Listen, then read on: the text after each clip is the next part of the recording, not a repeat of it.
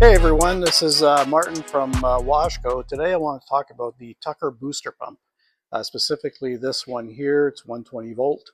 It's a fantastic pump to take any kind of low pressure city water, well water, and take it up to 100, 120 psi.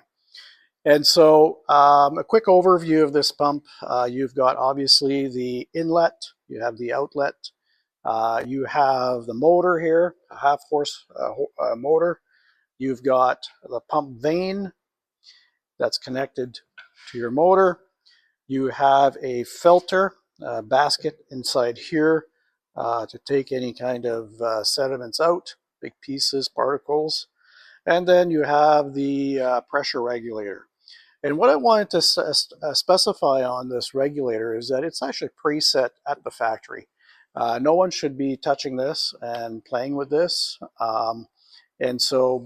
But some have. And I actually wanted to show you how to properly rebuild, how to put it, well, rebuild it or put all the parts back inside if you happen to open this up to the point where everything comes out. So it's actually a very, very, very easy process. But you know, you kind of need the step-by-step to get through it. So really, the first step I found is that it's easier if you do it this way.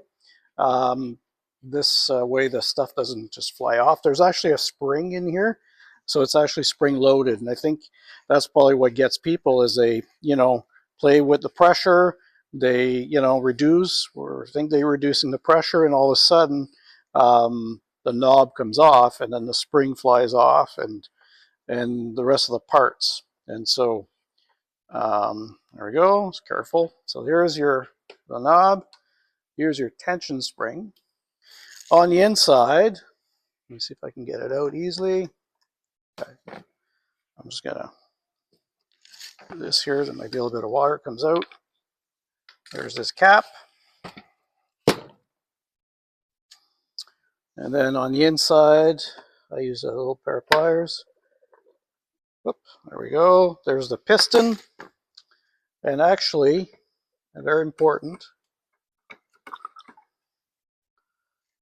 there is a little seal. I'm just trying to get it off. There we go. There's a seal here. All right, folks, so I've got the parts out of here. You've got the piston here. There's a seal over here, gasket. There's a thrust plate with the concave part, and there's the spring. So very easy to put back together. You make sure that you put your seal on to the piston, then the piston goes back into the unit.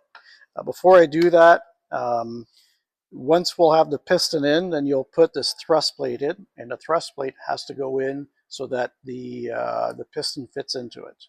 Okay, don't put it upside down. So it'll go like this. So put this in here. Sometimes you need a pair of pliers just to line it up. There we go. And then we'll put this in here. And of course, put it sideways. There we go. And then we're going to put the spring right over top of that. And then we put the handle back in.